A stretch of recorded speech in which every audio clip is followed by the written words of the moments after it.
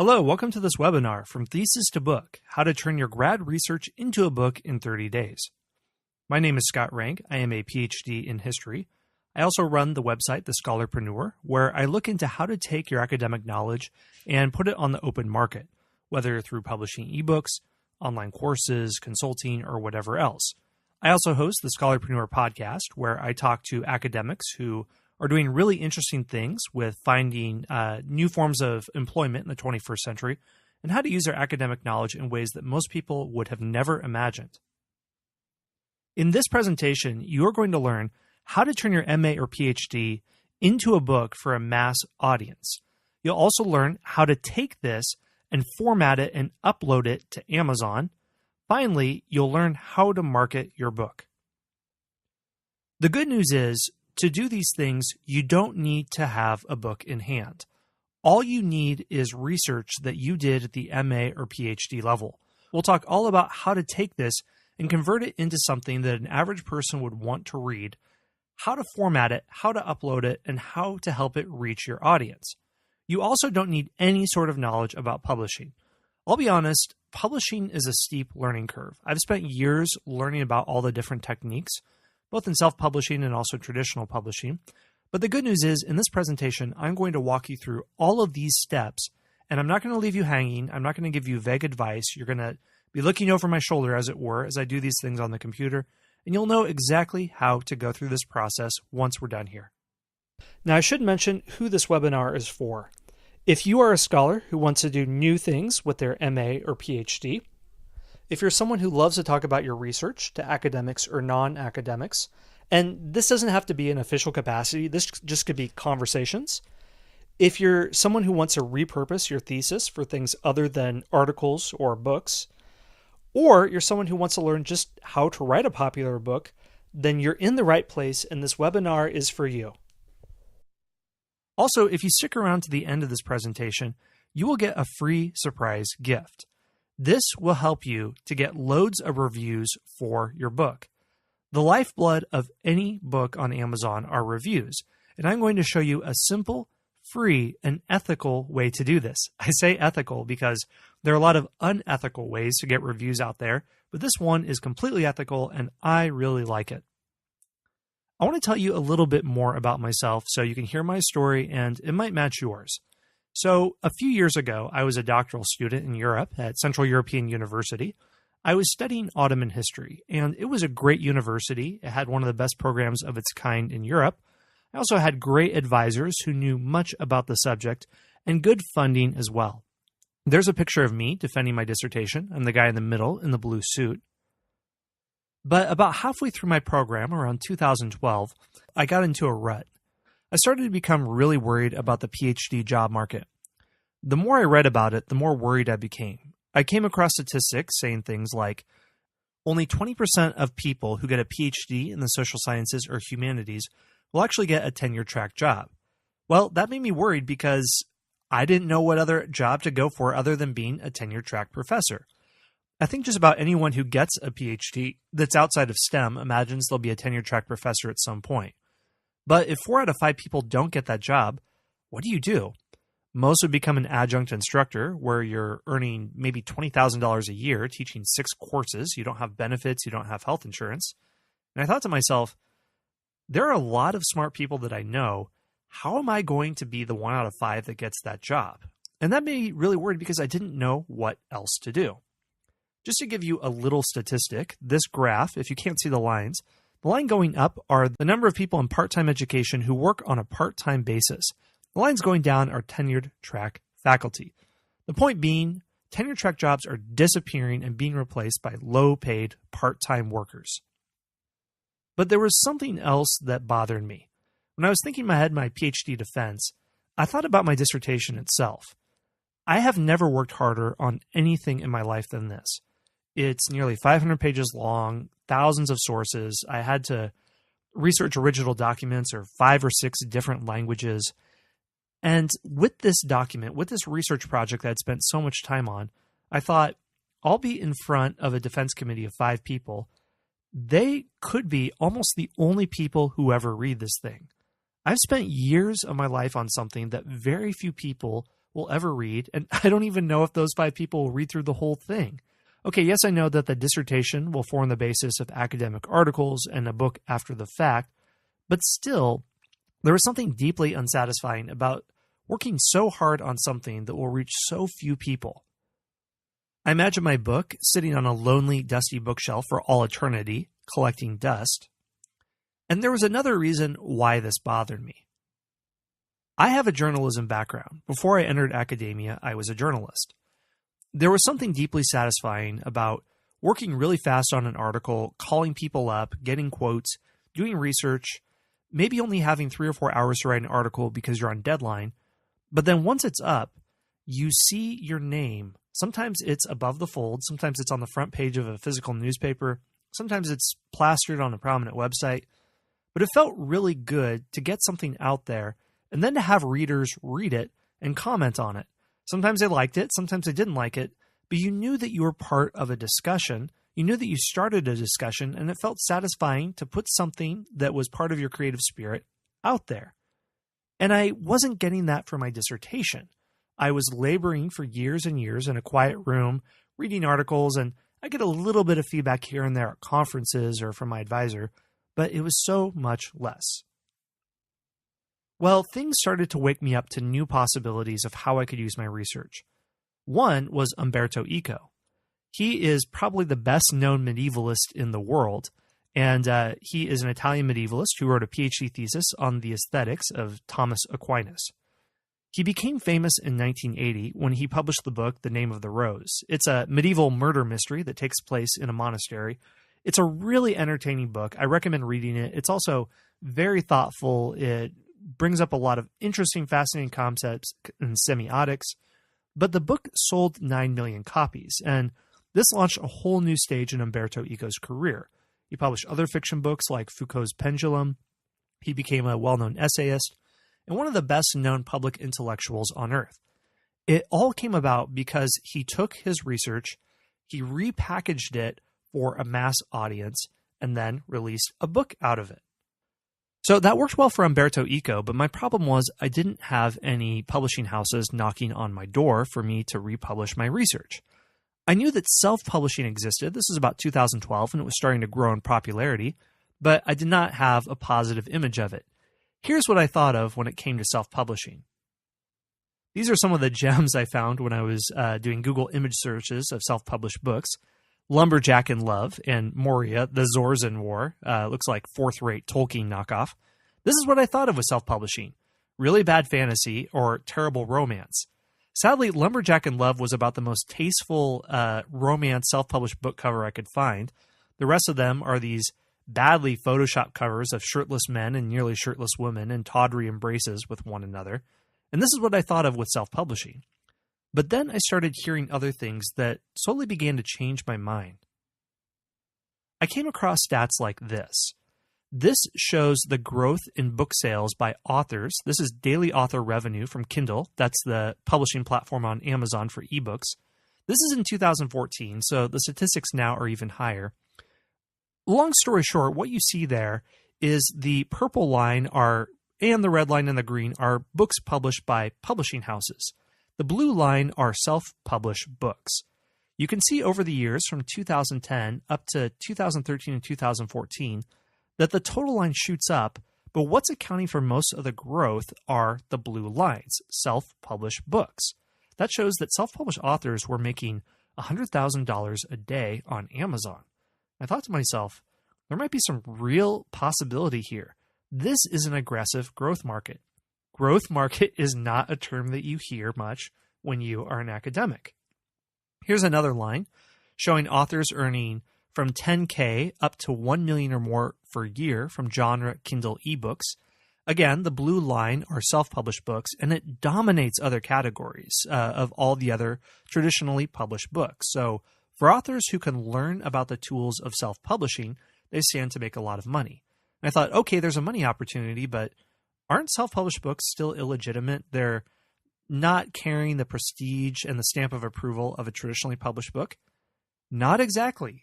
I also started to notice authors who completely forego traditional publishing and went for self-publishing because they knew they could make a lot more money.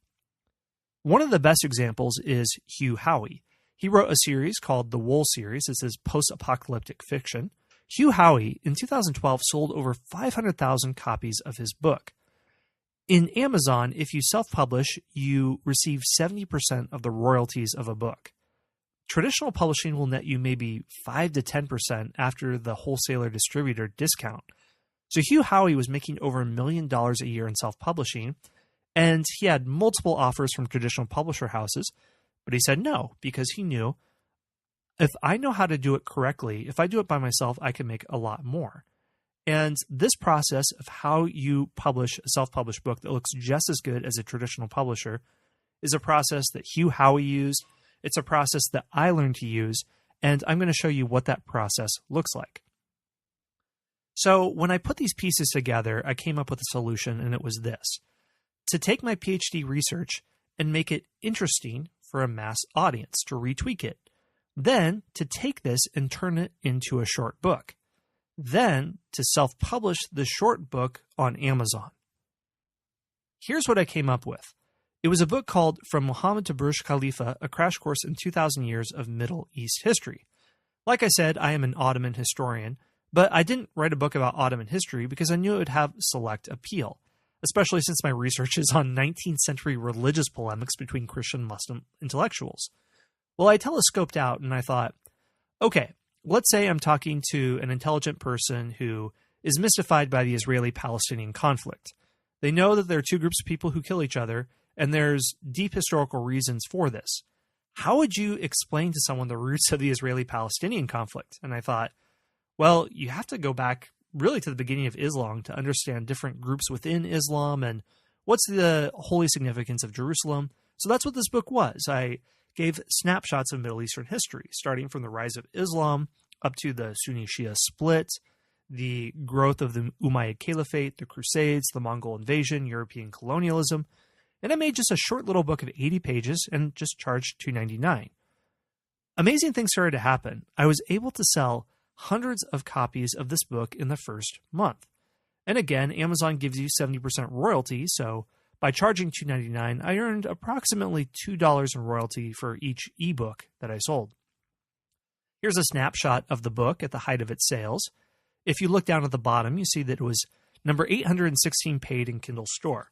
That means of all the books sold on Kindle, it was the 816th best seller. So this equals dozens, if not over 100 books sold per day.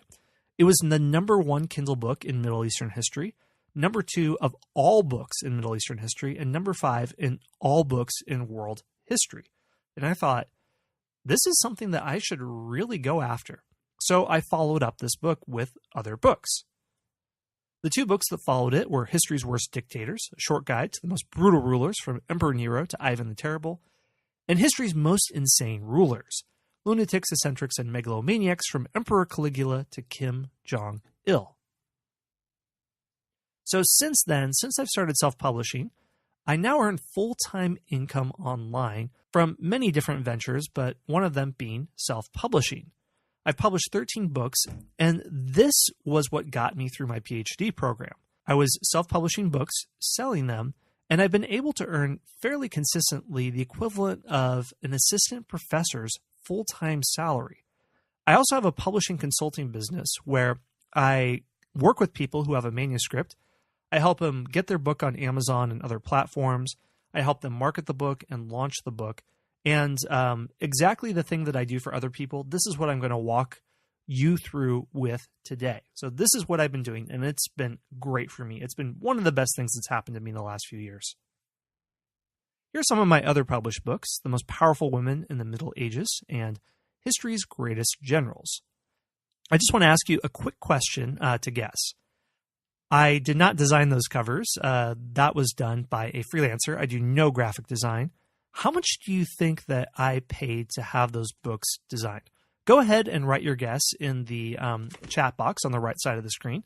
Just throw out a number, type in whatever you think, whatever's the first number that comes to your mind. Go ahead and guess. Okay, I see different guesses coming through there. All right.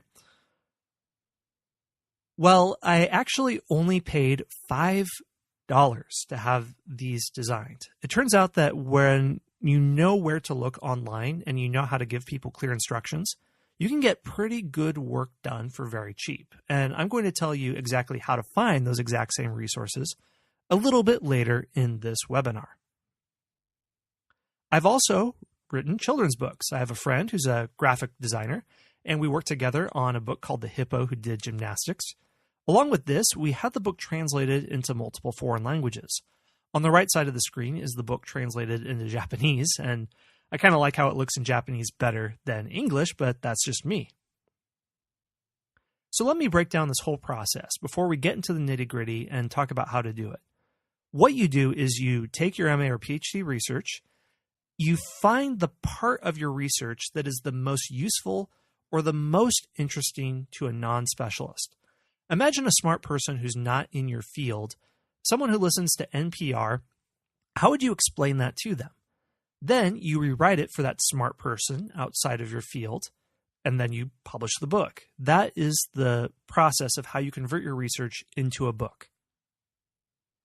Now, I should say a couple things up front before we really dive in deep and who this webinar is not for. This is not for everyone. First of all, this is not for academics who look down on writing in a popular style. I remember I was once on a text seminar learning Ottoman Turkish, and I mentioned to someone else, an academic mentor of mine who did popular history. And this guy was really arrogant and said, well, okay, if you can't cut it as a scholar, then I guess, you'll slum it and write popular history. And I just thought that was really arrogant viewpoint. It annoyed me because, like, as if we can't escape from the ivory tower and the unwashed masses are too dumb to appreciate what we do. I thought, well, no one's going to be interested in historiography or all the nomenclature that us academics use. So if that's you and you don't like the idea of writing at a popular level, then, well, honestly, I think you should sign off now because we are not for each other and we fundamentally disagree. This also isn't for those who don't believe that their research is suitable for a wider audience. Now, I believe that anything, if done right, any research can be converted to be interesting for a wider audience. You might think, but I study intersectionality in 16th century French literature, or I study the economics of 18th century Prussia. Well, okay, if you frame it like that, then it's not interesting. But if you can telescope out or learn how to focus on part of your research that's interesting, you can repackage it. I believe that any research can be repackaged to be interesting for a mass audience, and I'll tell you how to do that with a simple technique in a second. This webinar is for those who can quickly take action, who enjoy communicating what they study, and are willing to do upfront work for a later payoff. Now, I want to ask you a question to think conceptually about all these issues. And here's my question. Why don't academics think most people would be interested in their research? Why do academics think, well, okay, most people don't care what it is I'm studying. Go ahead and type that answer into the chat box on the right side of the screen and tell me what you think about this. Why don't academics think most people would be interested in their research? Okay, there's a lot of interesting responses there. Here's one that I think of. Our work is too boring for the masses. My dissertation topic, again, was on religious polemics between Christians and Muslims in 19th century Ottoman Empire. And when I said it like that, people's eyes would glaze over because they didn't know what polemics were. They had no context for what it was I was saying. And I thought, okay, my stuff is boring. But it wasn't boring. I just needed to say it in a different way. Here's how you can say it in a different way. Here's how you can make your research interesting for non-academics. Make sure your research passes the Barstool test. What is the Barstool test? Here's what it is. Imagine you're at the pub or you're at the bar with friends and people are swapping amusing anecdotes or being funny. And think about it this way. When people ask what it is you study, have you ever mentioned something you came across, something that was really funny, something that was kind of odd, and people maybe weren't interested in all of your research, but there was some amusing little story or anecdote that they thought was funny? Let me give you an example. Okay, so I study the Ottoman Empire, and there's a funny quirk in Ottoman history. When a sultan would ascend to the throne, oftentimes he locked up his brothers in what was essentially a nicely furnished dungeon on the palace grounds, because he didn't want his brothers fighting with him to try to claim the throne. Some of these brothers would stay in this dungeon for decades and their sanity would break down and they would become insane. But if the Sultan died, because it was a family dynasty, the Ottoman Empire, these insane people would be let out and take to the throne. There's one person named Ibrahim the Mad, Ibrahim I, who he spent his sultanate career running around the palace grounds with a bow and arrow and shooting at pages. He also liked larger women, and he told his advisors to find the largest woman in the empire and bring her to him. So they found a woman weighing 400 pounds who lived in Armenia and brought her to the palace in Istanbul. And so people thought that this was a funny story, that how could somebody with such terrible mental illness become the ruler of a transcontinental empire? So this was something that they latched onto. They didn't latch onto polemics. They latched onto stories of a crazy person. And I thought, what if there are other rulers in history who also had mental disorders or schizophrenic or whatever? And it turns out the Middle Ages is loaded with people like this who didn't have a firm grasp on reality, but still commanded kingdoms or even empires. So that became a topic of one of my books, and I thought of the idea because it passed the Barstool test. So think about it this way. What anecdotes or stories do I have from my research that interest people, like mine with Ibrahim I? And when do people's eyes glaze over? When I start talking, I can tell they're bored. Then don't do that. And when do people ask follow-up questions? If I mention something and they ask a follow-up question, you can tell they're not just being polite, but they're really interested. That gives you an idea of how to zero in on your research and build a popular book around it. Let me give you another example from Kevin de la Plante. Kevin is a friend of mine who runs a site called the Critical Thinker Academy. Kevin is a philosopher by training. He's a former philosophy professor, and he's made over $50,000 selling humanities courses online. Here's how he did it. Kevin told me that when I was a professor at a university, I could make my course topic as obscure as possible, and I knew that the registrar would still send students to me. I could mention something really obscure about philosophy, and there would still be people who would show up to fulfill a requirement for their philosophy major or a general ed elective. When we started selling online, he had to have a different mindset, and it was this. What's in it for my students? How do I convince them that what it is they're doing will benefit them? So he started the Critical Thinker Academy telling people, if you take my courses, you will be a better critical thinker. Now, the content is mostly similar to one of courses in logic, but he didn't name his courses Introduction to Symbolic Logic, Introduction to Aristotelian Philosophy. He made it How to Think Critically 1, How to Think Critically 2. So he kept the end user in mind. Let me tell you how I did this with my book on the history of the Middle Ages. When I wrote my blurb for Amazon, here's what my blurb looked like. Veteran journalist and Ottoman historian Michael Rank is my pen name, brings you a concise history of 2,000 years of Middle Eastern war, peace, religious upstarts, and social breakdowns in this exciting new book. To most Westerners, the Middle East and the Israeli-Palestinian conflict appears utterly bewildering. To untangle this modern Middle East conflict and the 2,000 years behind it, this book is divided in 25 concise chapters. Each one is devoted to a major theme in Middle Eastern history, such as the beginning of Islam, the Crusades, Genghis Khan, and the beginning of Israel in 1948. By the end, you'll know as much about Middle Eastern history and the Israeli-Palestinian conflict as you would after a year-long college course. You'll also sound highly knowledgeable about world affairs to your friends and associates. So I think about my user. I tell them, this is an engaging book. I'll untangle these questions about world affairs. I'll do it in an interesting way. You'll come away from it knowing a lot from the simple, well-laid-out book, and that's what I give to them. I tell them what's in it for them if they read it. That's the mind shift change when you're thinking about taking your research and crafting it and presenting it to a mass audience. Here are a couple of other examples of people who've done this, who've repackaged their research in interesting ways. A.J. Hartley is a really good example. He is a Shakespeare scholar. He's a professor in literature. But he novelized Macbeth into a Game of Thrones style book of political intrigue. He thought students and readers might like Shakespeare, but they also like to binge watch Game of Thrones on HBO. What if I took the content of Macbeth and I novelized it in a similar way? That's what he did, and he sold loads of books, both in ebook and print-on-demand format, but also in the form of audiobooks. Let me give you another example. My friend Thomas Swanson is a philosophy MA. He studied Thomas Aquinas in Cambridge. He knows all about scholastic philosophy and theology. Here's how he repackaged his material for the end user in mind. He authored books on philosophy and creativity for homeschool students. He made books about how to be more creative in your day-to-day life, how to see the world with wonder and excitement, and also if a high schooler is studying philosophy, maybe at a public school, maybe as a homeschool student, what are the basics of philosophy and how can they learn it as easily as possible? Here are two of Thomas's books. One is called Wonder is a Verb.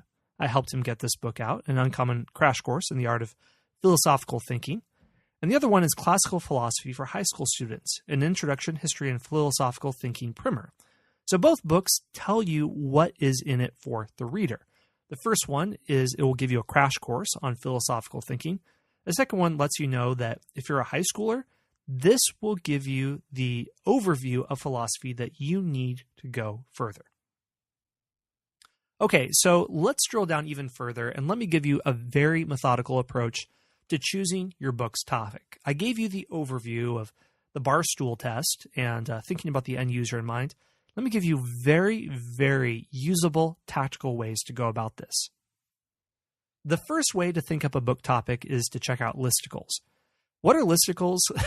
Listicles are these annoying articles on BuzzFeed or Viral Nova that you see plastered all over Facebook, like top 12 celebrities that have aged horribly. Number 4 will shock you, whatever. Now, I'm not advising that you write like a listicle because these have a bad reputation for just being clickbait and fluff. And we're not writing fluff. We're taking our research and we're packaging it, and that's what we're doing. But here's why I mentioned listicles. Listicles do an excellent job of drawing people in. They take a concept that interests people and they draw people in with that way. There are a lot of history listicles out there, like top 12 greatest warriors in history, 14 people who were massively productive, 16 people who overcame impossible odds to become great people in history, whatever. So I started looking through these and saw what attracted people, what people are interested in. And I thought, okay, how can I meet in the middle? What is a topic that a listicle covers that I would know something about and I could write about? And there are a lot of things here that for you as an anthropologist or a sociologist or an economist or a historian or whatever, or a scientist, there are listicles that cover all sorts of topic. And by looking at topics that bleed over into your research area, you can start to get ideas about what people would be interested in on a popular level. So this is a good idea generator. But there's a more specific way to find out exactly what your book should be about. Here's something I've done, and this has worked out super, super well. Here's what you do. You create a survey using a free tool called SurveyMonkey. Just go to surveymonkey.com and you can create a survey, and then it will give you a link that you can put on Facebook or on email, and you can share with people. So what you do is you make a survey, and you just come up with 15 or 20 different titles for your book. You don't do anything else but just spitball titles for a book. These are titles that you would be interested in writing. You're not a hack. You're not just thinking up what people would be interested in and nothing else. You have to be interested in the topic, of course. But you just come up with 15 or 20 different book titles, and you use a free tool like SurveyMonkey, and then you post a link to this survey on your Facebook wall and say, hey guys, I'm thinking of writing a book. Here are 15 or 20 different titles. Could you click on this link and just take 30 seconds and choose the top 5 books that you would be interested in reading just based on the title alone? And if you can get enough replies, you want about a minimum of 20 so you start to see data trends emerge. This is an enormously useful exercise because you see what people are actually interested in reading. Sometimes we have ideas about people want to read, and our ideas about what people want are way off from what they actually want. Then analyze the results and write whatever looks interesting to you. Let me show you how I did this. This is an actual survey where I just threw out book titles and I said, do any of these look interesting? Most outnumbered battles, history's greatest warriors, people with most descendants, civilizations that disappeared, famous explorers, top spies in history, yada, yada. Now, here are the results, and I did not expect the results to turn out this way. Number 1 was civilizations that mysteriously disappeared. I didn't think people would want that. Or number 2 was top women of the Middle Ages. And then 3 was top spies of the Middle Ages. So this let me know what books would work and what books wouldn't work. The lowest ranked one was top sieges in history. I thought that one would do well. I thought there were people who loved military history. Didn't do well at all. So again, these were all titles that I myself would be interested in writing, and I do know a little bit about, and I could easily research to brush up my knowledge. So here were the actual books that I wrote that came out as a result of this survey. The Most Powerful Women in the Middle Ages, you saw that book cover earlier. Travelers and Explorers Who Pushed the Boundaries of the Know World. Spies, Espionage, and Covert Operations from Ancient Greece to the Cold War. And Lost Civilizations, 10 Societies That Vanished Without a Trace. Interestingly enough, the long-term sales results of each of these books tracked quite closely with that initial survey. The book that received the most votes about lost civilizations or civilizations that disappeared mysteriously, that was number 1 in my initial survey. That's also been the book that sold remarkably well over time. So that little survey that only had about 20 responses from people gave me almost a crystal ball to know what books would and wouldn't sell well over the long period. So I didn't have to waste my time writing a book that no one would buy. And I have written books where I didn't survey people, and I have written books that almost nobody bought. So I learned the hard way there. Now we got into the nitty-gritty of how to choose your book topic. Let's say you have your book topic, you have the Microsoft Word document, you've repackaged it, you've done the Barstool test, and you wrote it with your intellectual but non-scholarly friends in mind. How do you take that Word document and upload it to Amazon? Well, I'm going to step away from this PowerPoint presentation and show you exactly how to go through this process. This process will seem like I'm moving really fast. It's kind of like those cooking shows where somebody prepares a 5-course dinner in 20 minutes and you're practically yelling at your TV, slow down, what do I do after I cook the bruschetta, but before I throw in the cilantro? And you might need to pause here or there and go back once this is all done. And that's fine. But I'm just going to jump in that process and quickly show you the step-by-step approach of how to format your book for Amazon and upload it. Now let's start at the very beginning. You have your book. You turned it from your research into a popular book. This is the Microsoft Word document. How do you take this and format it for an Amazon ebook? Let me show you right away. First, let me show you some of the features of this document. I have a title, the copyright notice. Then after that, there's a table of contents that go to the different chapters. Then don't worry about this free bonus. Author's note, you don't need that. And then an introduction, chapter 1, chapter 2, chapter 3, yada, yada. You have to do some special things to format this to be an Amazon ebook. They use a format called Mobi. You can upload a Microsoft Word document and it will convert it, but you have to do special things with page breaks, with the chapters to indicate where the table of contents are. And I did go off and learn this stuff by myself. You can also use software like Scrivener, which does it, but it's a headache to learn. Let me show you a much easier way to do all of this and save you massive headache. Whenever I have a problem, I want to do something but I don't know how, and I know there's someone out there that if they know what they're doing, they could do it very quickly. Here's a website I go to. This website is called Fiverr.com, the place where people do things for you for $5. Remember earlier when I mentioned that I had my ebooks covers designed for $5? It was done here. Somebody designed an ebook cover for $5. Well, people will also format your book for Amazon for $5. And please do this. You'll save so much time. It makes your life better. So let me just show you how to do this. If you go top here, Find Services, just click in Format, Ebook Formatting. That's a good one. So if you click on any one of these, I like to go up here, filter by average customer review. You know, you want people who know what they're. So find someone who hopefully has a lot of good reviews. Let's say this. They have 172 positive reviews. That's nice. And then they just say, I will format to your Kindle accepted files doc, docx, RTF, ODT. Cool. So all you do is send them your Word file that's broken up into table of contents, chapter 1, chapter 2, chapter 3. they will give you back a file that you can upload to Amazon. Okay, so now you have that file. Where do you go? Here's where you go. This is kdp.amazon.com, Kindle Direct Publishing. This is the portal where you upload your books and you sell them. You don't need anything. You don't need any credentialing to do this. All you need is an Amazon account, and I think most of us have this. So here, sign in with your Amazon account. You just sign in. If you don't have an account, you can sign up. So you just come to kdp.amazon.com and you click this button to sign in. If you're new to KDP, you won't see any books down here, but otherwise the screen will look like this. Here's how you get your book up. Click on this thing up here that says Create New Title. Introduce KDP Select. What this means is that if you only sell your book on Amazon, you get perks and bonuses. Do this. Just trust me and click yes. It means you can't put your ebook up on anything else like Barnes & Noble or Smashwords or Kobo or whatever, but when we start out, we're going to want to do this. Okay, enter your book title. Now, I'm going to use my example of the Middle Eastern history from Muhammad to Burj Khalifa.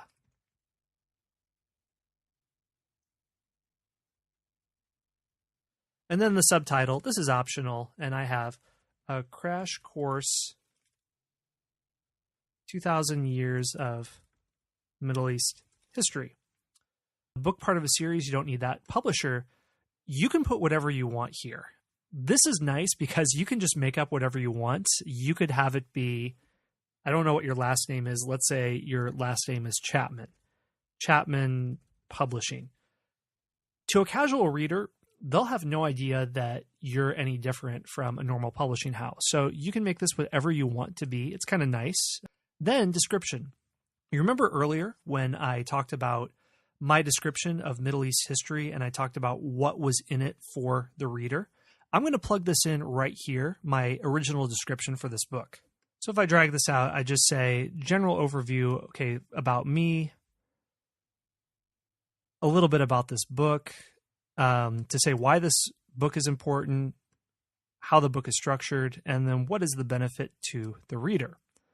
Okay, book contributors, that means who wrote it. So the author, my pen name is Michael Rank. And then title, you would select author. Save. And if it's more than one author, you can add it here and do what you want. Language, English. ISBN, you almost definitely won't have this, so you can leave this blank.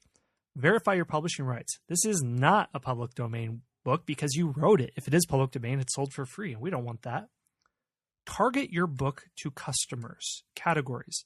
This is an important category, and I'll tell you why. When you're shopping for books on Amazon, different books are in different categories.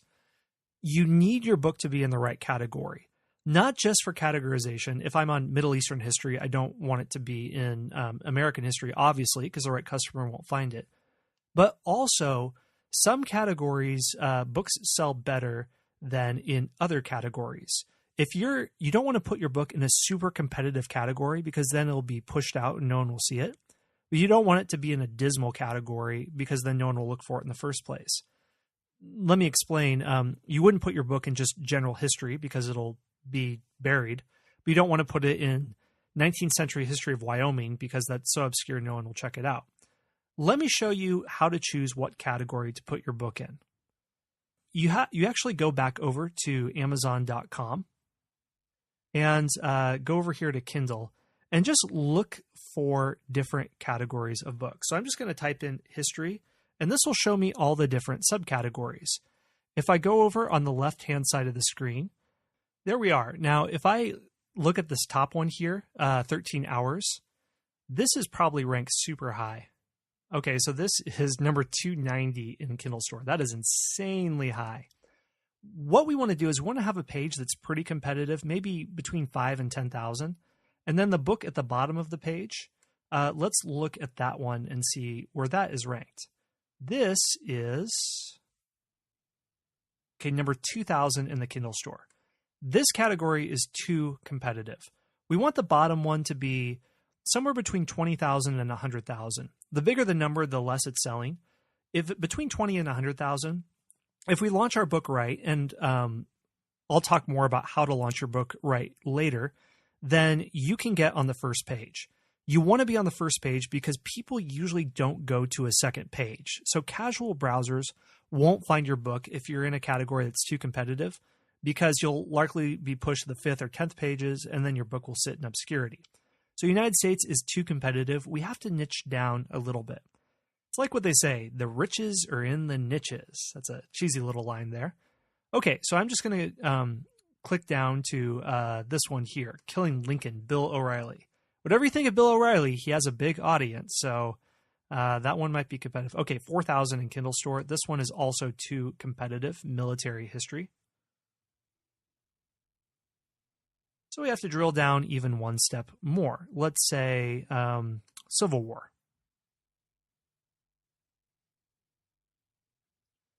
Okay, this is the bottom of the page, War Years with Jeb Stuart. 11,000. All right, so that one is better. It's still kind of competitive, but we've drilled down, and I think we have a better chance of finding what we need. If you want to drill down even further, let's say we go into regimental histories. This one might even be a little bit too niche. The one at the bottom of the page is called Under the Red Patch, 450,000. Okay, so this page is a little bit too uncompetitive, but you see the idea that when you're choosing your category, you have to drill down. Okay, so do that and then find 2 categories that you want your book to be in. So let's hop back over here. Let's just say hypothetically that whatever my right categories are, I decided that I wanted Middle East. That makes a lot of sense. I have Middle East General, and it fits into a subcategory of military history also. So I could say military strategy. Okay, age range, don't worry about that. That's really only important for children's books. Keywords, general keywords that would match your book so people can find it on Amazon. Think of the most general thing, like Google-friendly possible you can find. Middle East history, Islam, Islamic history, Crusades, Mongols. Okay. Select your book release option. Don't worry about this. Upload a cover. Now remember, where did I go to get my books for only $5? And that is our wonderful website, Fiverr.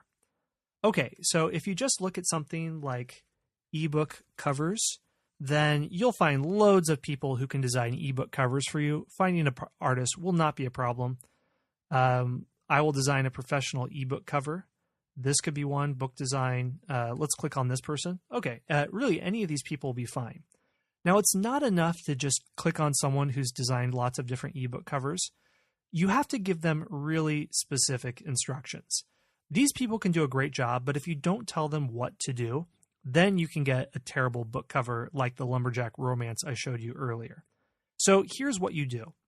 When you're ready to order, you click on Proceed to Order, and this will take you to checkout. You usually pay by PayPal. It's only $5 again. How do you let them know what to do? Here's what I've done, and this works well for me. When I'm thinking about Middle Eastern history books, maybe I'll hop over to Amazon and type in Middle Eastern history, and I'll look at some of the best-selling books, like A Piece to End All Peace. That's a good book. And The Middle East by Bernard Lewis, and I'll look at some ebook covers that I like, The Fall of the Ottomans.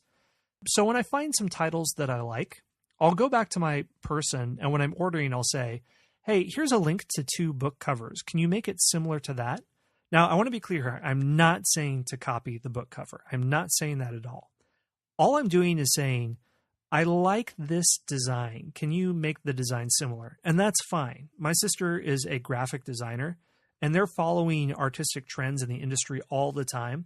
If they know that a particular color combination or design is popular, they will make changes around that. So you're doing your artist a big favor by giving them a general guideline about what they like. And if they're good, they'll know how to tweak it and personalize it to fit you. So they're not copying, they're just using someone else as inspiration. Okay, so you have your ebook cover. Then you browse for your image and you upload it. I'll do that real quick. There it is, cover uploaded successfully. Enable digital rights management. I just say don't, because the people who are trying to copy will probably get it anyway. And it'll hurt your buyers more than hackers. So I just say no. Say this is the final version of my book released. Then your book content. This is the file that the other person on Fiverr sent to you. When you gave them your Microsoft Word document and they gave you back a document that could be uploaded to Amazon, this is what you use. So again, click on Browse. Click on Browse and upload that document. Okay, and if everything uploads successfully, you'll see this message that said Upload and Conversion Successful. Good. You can also click to preview your book to see how it'll look like on the inside, just to see if you like the format and everything. Then click Save and Continue. Okay, verify your publishing territories worldwide. Select your pricing. Now, when you're first starting out, I like to make it $2.99, and here's why. If it's between $2.99 and $99.99, you get 70% royalty, and we want more royalty. You might think, well, why not make it more money? Well, you typically sell more copies at this lower price point, and you actually make more of it being cheaper than you would at a higher price point. I have done endless testing with prices, and if you want to take my word for it, this is the best to go. If you don't, you can play around with it, but that's what I found works. Okay, Kindle Matchbook, that only works if you have a print-on-demand book, so don't worry about that. Kindle Book Lending. Long story short, people, if they're Amazon Prime members, they can rent your book and you get money for this, so I like it.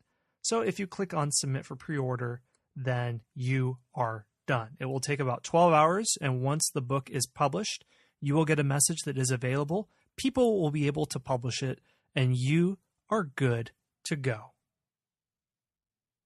There we go. Congratulations. Your book is on Amazon.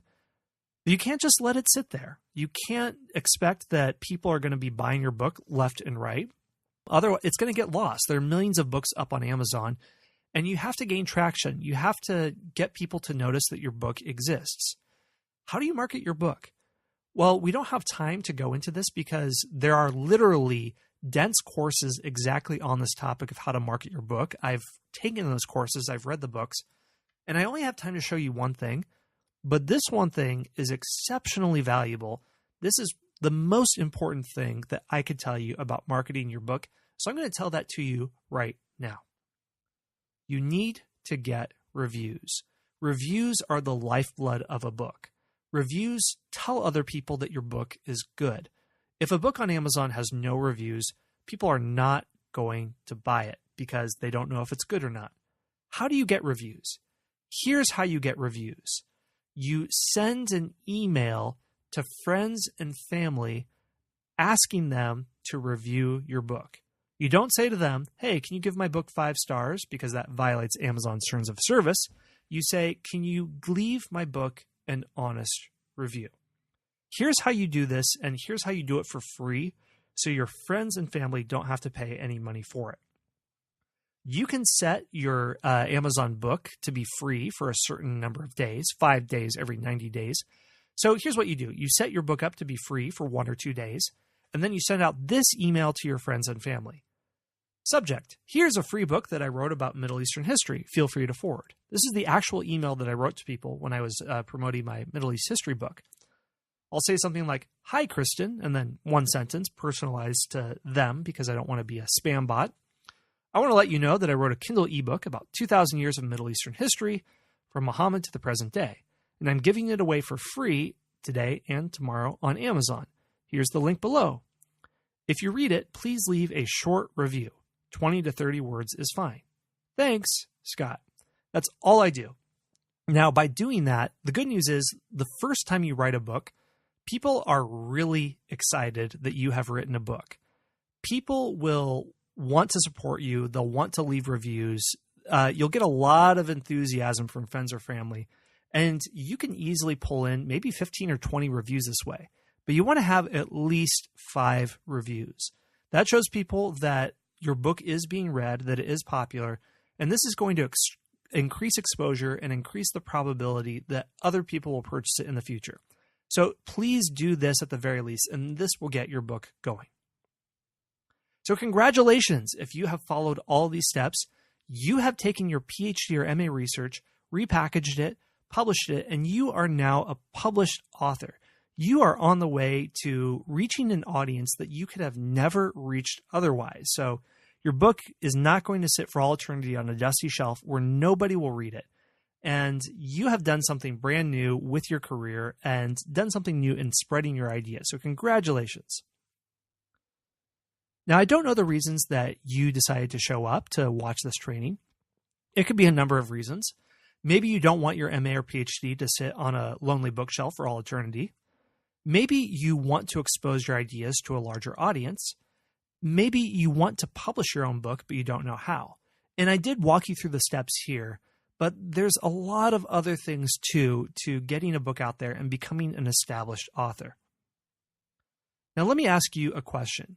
Do you want to go even faster? I did show you how to publish your book, but other things come after this, like how do you follow up after the first book? How do you build up an audience? How do you build up a fan base? A fan base is critical to selling books in the future. How do you make it so that when you launch a new book, there'll already be plenty of people willing to read it? There's other questions too. How do you syndicate your content? Here's what I mean by this. If you have an ebook, it's very easy to take the same content and put it into a print-on-demand paperback.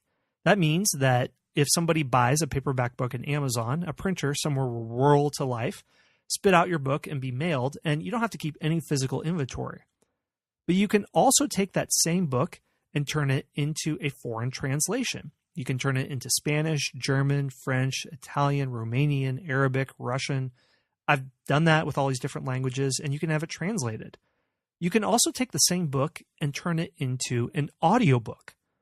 Or you can take that same book and turn it into a full online course. And this is all with the same information and the same content.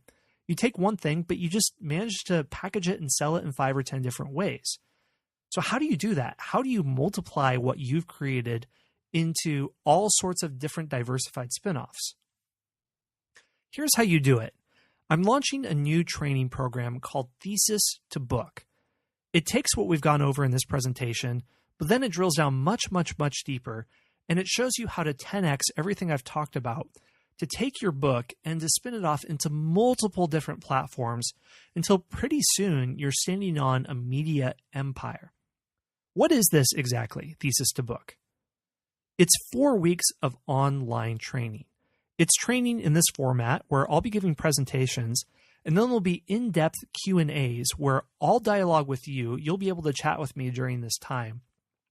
And I'll walk through the entire process of everything that we've talked about here and much more.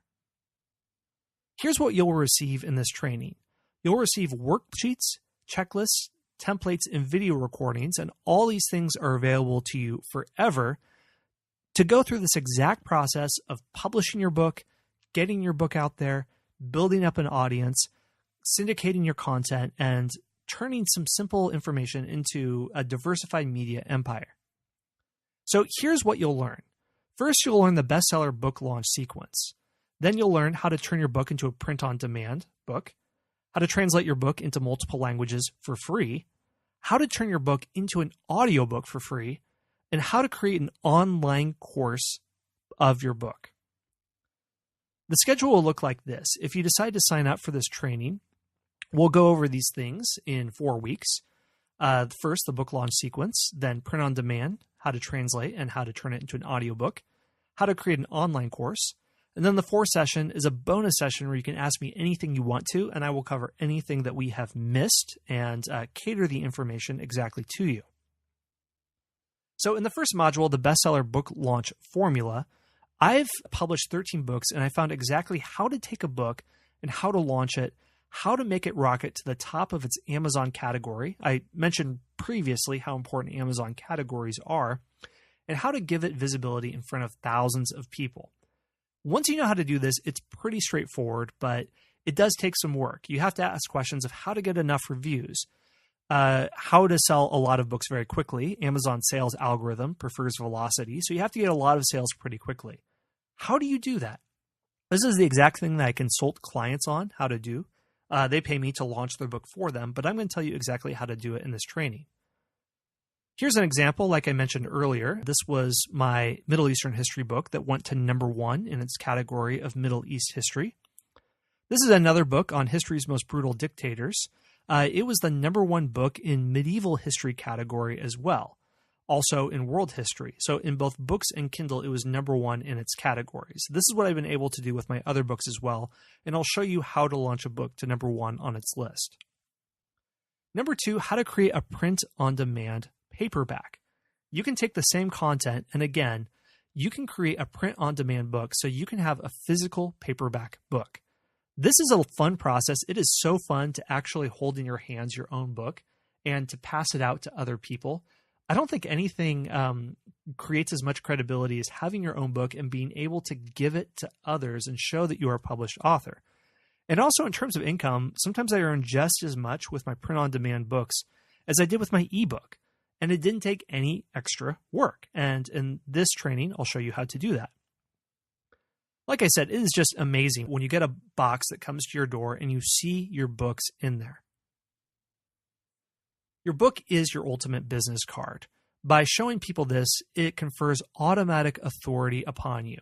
I've talked with people who've had incredible doors opened up by having their own published book, and nothing as quickly confers authority as having that. Third, how to translate your book for free. There are services online where you can get your book translated into a foreign language and have that book sold in a foreign market. Ebooks are exploding all over the world. People are buying them in any language imaginable, and they're hungry for new ebook content. Smartphones and tablets are also exploding around the globe, and this is an enormous emerging market. Let me show you what I've done just to let you know I'm not making this up. This is my book on Middle Eastern history translated into Spanish, Arabic, and then Italian. And I've also had it translated into Portuguese and Romanian. So that's the same book translated into multiple different languages. You can actually have this done for free, but only if you have a book that sells pretty well. But because we went through the book launch formula, your book is selling well, so you'll be able to have this done absolutely free. I mean, these are only some of the languages. I've also had it done in German, French, Russian, and there might even be some I'm missing. I'm not sure. But yeah, I've had my books published into multiple different languages. Next, we'll talk about how to create an audiobook for free, how to take one of your books and create an audiobook. And again, the good news is you don't have to do this yourself. Maybe you don't like the sound of your own voice. Maybe you have a voice for Telegraph. You can also partner with people and get your book sold and produced as an audiobook absolutely free. This is one of my books, History's Greatest Generals, and on the right side, you see there it is in audiobook format. It's 4.5 hours long, and I work there with Kevin Pierce. He is a voice actor and narrator. He has an awesome voice. I wish my voice sounded like his, but I worked with him and I partnered with him, and we were able to do this together. Again, didn't cost me anything, and this has been another great source of revenue. So I'll talk about how to take your book, how to find a voice actor or a narrator, and get your book in audiobook format. Lastly, how to turn your book into an online course. How to take one of your books and sell it on Udemy. Udemy is a massive platform with millions of users and tens of thousands of course creators. It's a free platform where you can upload your own online course, and it's actually very easy to take a book of yours that's based on your research and turn it into a course that other people will buy. This is what I did with my History of the Middle East course. I have 409 students enrolled with it. It sells for $179. Yeah, what I did was I just took the different chapters of the book, I broke it down, and I turned it into a course. And once I knew the system, I was able to do this really quickly. And I'll show you exactly how to do this same system as well. This is a great avenue for earning additional revenue.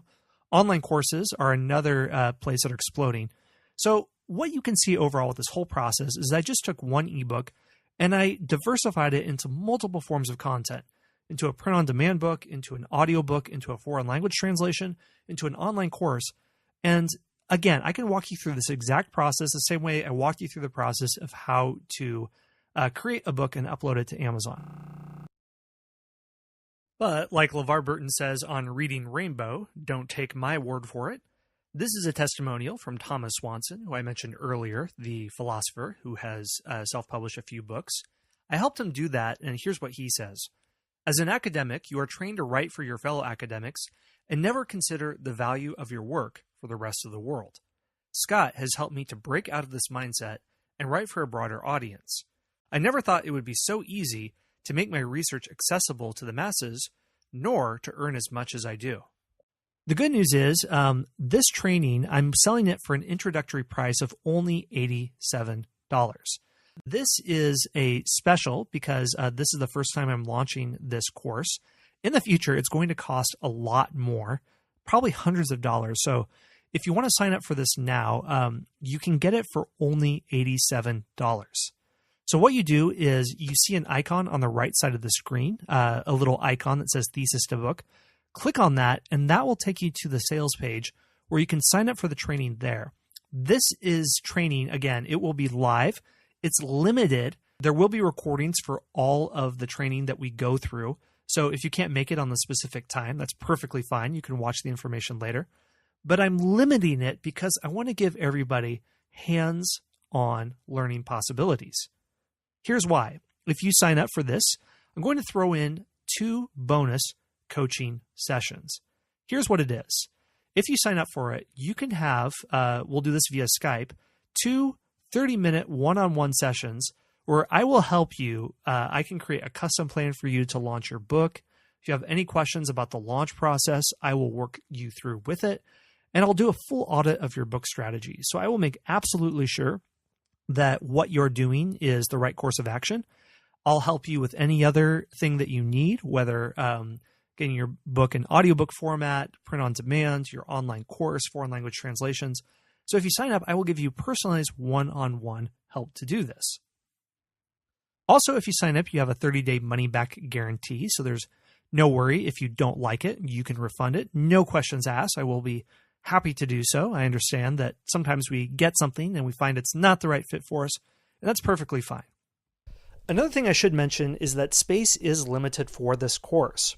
I want to provide really good hands-on one-on-one attention to everyone who signs up, to answer every email question you have, to provide those free one-on-one sessions, and to make sure that nothing goes unanswered. Because of that, I want to cap this off, and it's only going to be available for 10 people. Once those 10 sign up, then that's it. There won't be any more space, and I don't know when this training will be available again. So if you're interested, please sign up as soon as you can. Also, this training that I showed you right now, this replay is only available for 48 hours. So it will go down after 48 hours, so I can give kind of the hands-on attention for people who do sign up for the course. So if you want to go back through this again and learn how to turn your research into a book, you can do that, but it's only available again for 48 hours. Let me just show you what will happen real quick if you click on that icon on the right side of the screen. You'll be going to a secure checkout page where you'll enter your information, and there you'll create an account and enter your card information. Once you enter it, you'll get confirmation that you have signed up for the course, and you'll get an invoice number. You'll also get an email letting you know that it came in. That says PhD to Consulting, but it should be Thesis to Book. You get the idea, and that will let you know that you are signed up for the course, and that will give you the login information that you need so you can come back and get access to it. And that's where you will also get updates for when the training will take place. And that's where the videos and the courses and everything else will be available so that you can have future reference to it forever. I mentioned at the beginning of this webinar that if you stick around until the very end, you will get a free surprise gift. I said it had to do with finding reviews. Now, I did mention that if you contact friends and family, that's a good way to get reviews. But there's another way that's really good to get reviews fast. Let me show you what that is. That is Goodreads. Goodreads is a social media platform for book lovers. It's owned by Amazon, and millions of people go there to review books, leave ratings, have discussions about books, recommend books to their friends. Any self-published author should be on Goodreads. It is a great platform. You can use Goodreads to get all sorts of reviews for your book. All you have to do is find people who are willing to review it, send them an ebook copy, maybe a PDF, and they'll review it. Let me show you exactly where to go in Goodreads to get free reviews fast. There's a group. If you click on the top part of the screen, you see a button you can click on that says Groups. Look in Groups, and there's one called Making Connections. Making Connections is where you go, and you can just post here and say, hey, everyone, I have a book. Would anyone like to review it? There's a lot of people in this book group who love free books, so they'll respond to you and you'll send them a copy of it, maybe a PDF, maybe a Word, probably PDF, and a link to where they can review, and then they'll read it and review it, and that's it. So great way to make connections with people and get lots of free reviews. You're not being scammy. You're not doing a wink, wink, haha, give me 5 stars. It's totally legit, and it's a great way to grow reviews and to give legitimacy to your new book. Well, that's all I have to cover. Thank you for giving me your time. I really appreciate it. Please type in any questions you have on the right side of the screen, whether about the Thesis to Book course or about anything else that I have talked about, and I will be happy to answer your questions.